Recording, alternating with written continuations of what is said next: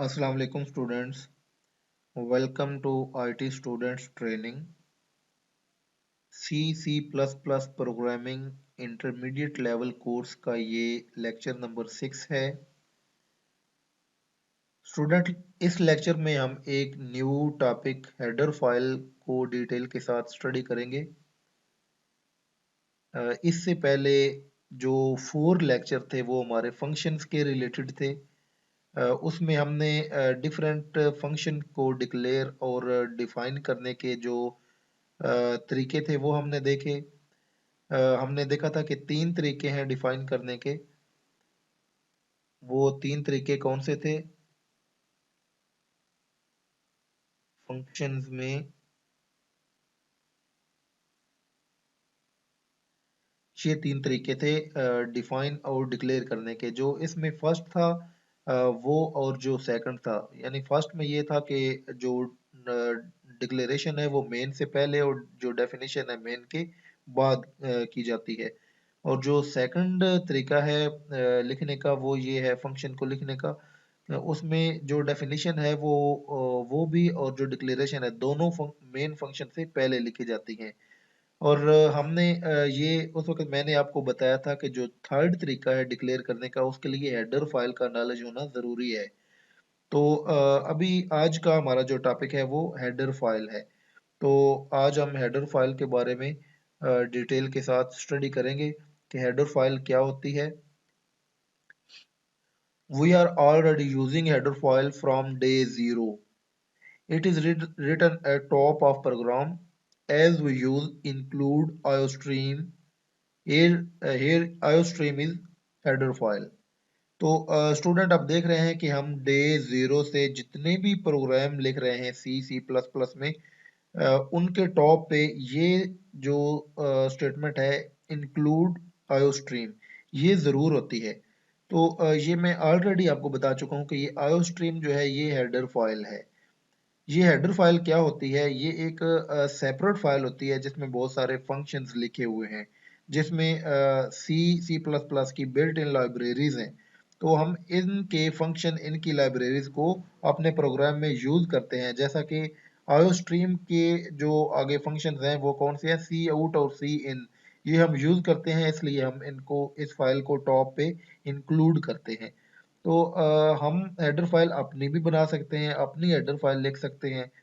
अपनी header file लिखने के लिए हमें हम जो है एक फाइल लिखेंगे जिसमें हम फंक्शंस लिखेंगे और इसको हम .h एक्सटेंशन के साथ सेव करेंगे।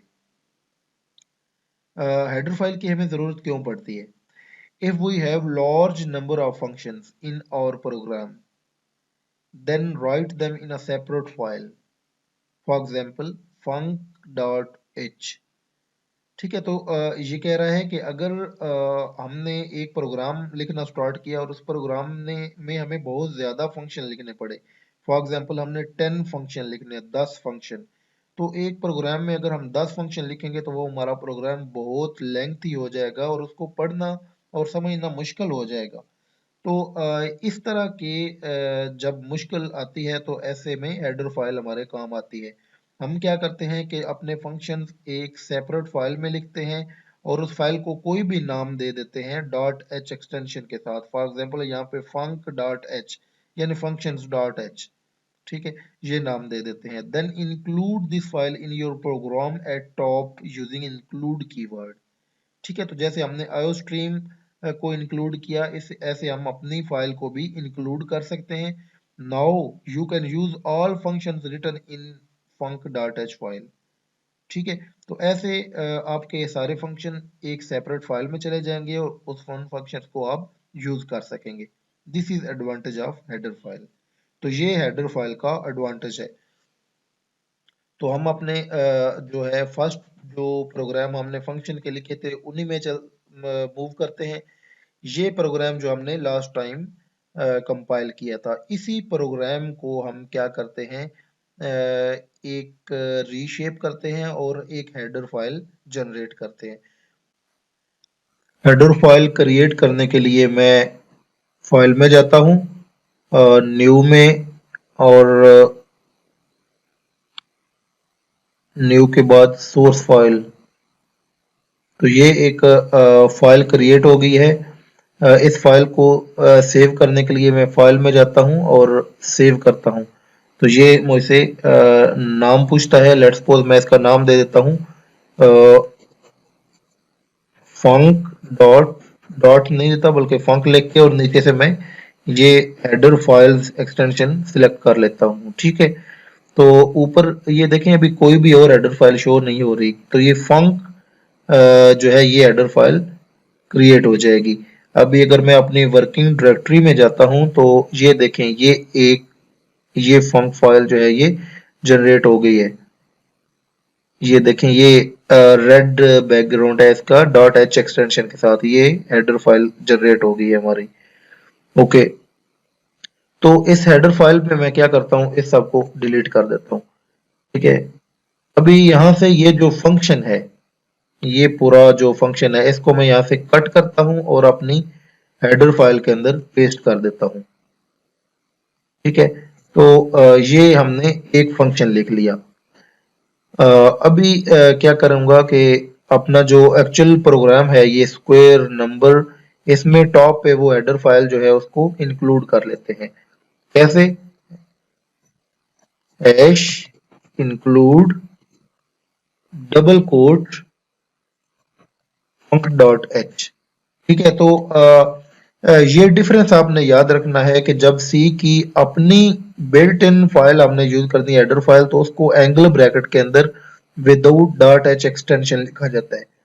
जब हमने अपनी कोई हेडर फाइल इंक्लूड करनी है तो उसको डबल कोट के अंदर विद डॉट एच एक्सटेंशन लिखा जाता है। ठीक है, तो इसको भी मैं यहां से खत्म कर देता हूं। ओके, तो इसको अभी मैं रन करता हूं। ठीक है, तो मैं देखता हूं कि ये कंपाइल होता है या नहीं होता। तो इसने ये एरर दे दिया है। कहाँ पे? हेडर फाइल में। ये इसने एरर सी आउट का दिया है। ये सी आउट का इसने एरर क्यों दिया? ये इसलिए दिया कि सी आउट को हम यूज कर रहे हैं लेकिन इस फाइल के अंदर हमने ये बताया नहीं है कि ये सी आउट जो है ये किस हेडर फाइल से यूज कर रहे हैं। तो उसके लिए हमें यहाँ पे भी आयोस्ट्रीम डॉट एच जो है वो इंक्लूड करनी पड़ेगी और हमें इधर बताना पड़ेगा कि हम इसकी स्टैंडर्ड लाइब्रेरी एसटीडी यूज कर रहे हैं। ठीक है, तो ये हमने जो है फाइल इंक्लूड कर ली। इसको हम दोबारा कंपाइल करते हैं तो ये सक्सेसफुली कंपाइल हो गया है। अभी हम इधर जाते हैं और स्क्वायर नंबर को, ये एग्जी फाइल पड़ी है, इसको मैं रन करता हूँ। ये फर्स्ट नंबर कह रहा है, ये 43 दिया, सेकंड नंबर 45 दिया, ये एडिशन का था तो ये इसने एडिशन करके दे दिया। ओके, अभी हम क्या करते हैं कि एक इस हेडर फाइल के अंदर एक और फंक्शन लिखते हैं। वो फंक्शन क्या है? वो फंक्शन हम लिखते हैं कि फॉर एग्जांपल हम लिखते हैं कि ये फंक्शन कुछ रिटर्न करे। तो रिटर्न क्या करे?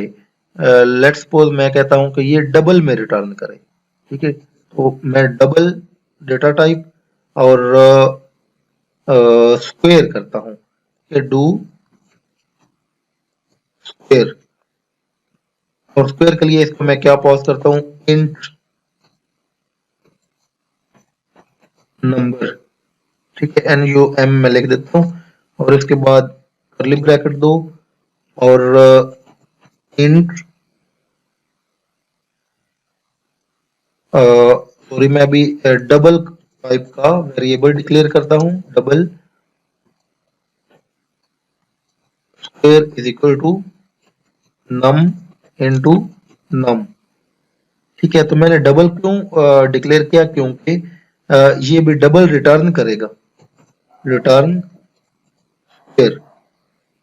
ठीक है, तो नम इनटू नम मल्टीप्लाई किया, दो इंटीजर को मल्टीप्लाई करके जो रिजल्ट आता है उसको हम डबल में सेव कर सकते हैं, क्योंकि डबल होल नंबर को भी और रियल नंबर को भी और फ्रैक्शन वाले नंबर्स को सबको सेव कर लेता है। तो ये फंक्शन अभी क्या कर रहा है? ये फंक्शन एक इंट टाइप वेरिएबल ले रहा है और इसका स्क्वायर मालूम करके स्क्वायर को रिटर्न कर रहा है। तो हम अपने यहाँ पे जाते हैं मेन फंक्शन के अंदर। मेन फंक्शन के अंदर फॉर एग्जांपल इस फंक्शन के बाद हम यूजर को फिर कहते हैं कि एक नंबर दो,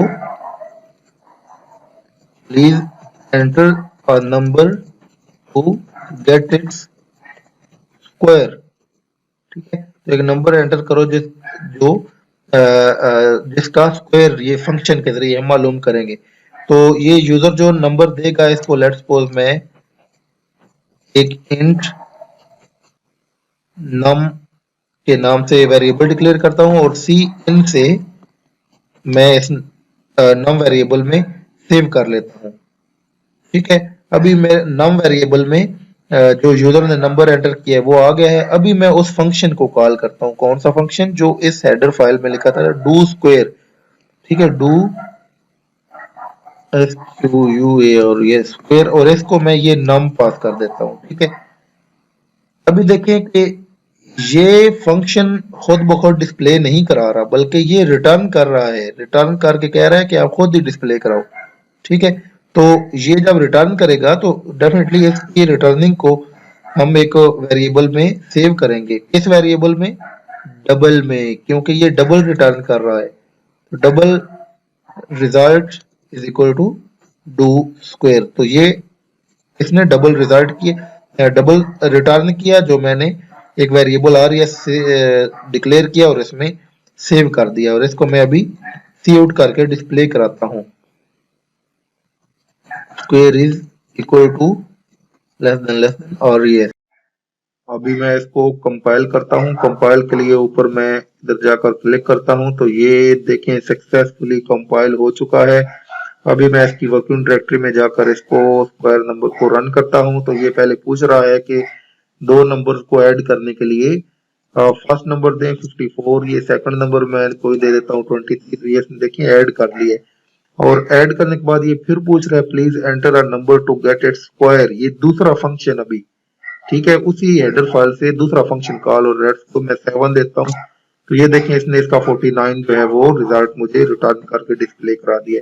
तो इस तरीके से हम क्या करते हैं कि हेडर फाइल का हमें ये फायदा है कि हम इस अपनी अलग हेडर फाइल में जितने चाहे फंक्शन इधर लिख लें और इसको जस्ट अपना जो मेन प्रोग्राम है, मेन प्रोग्राम पे टॉप पे हम ये डबल कोटेशन और इसके अंदर अपनी जो header file dot H extension के साथ ये इंक्लूड कर लें और इसके सारे फंक्शन जो है वो हम यूज कर लें।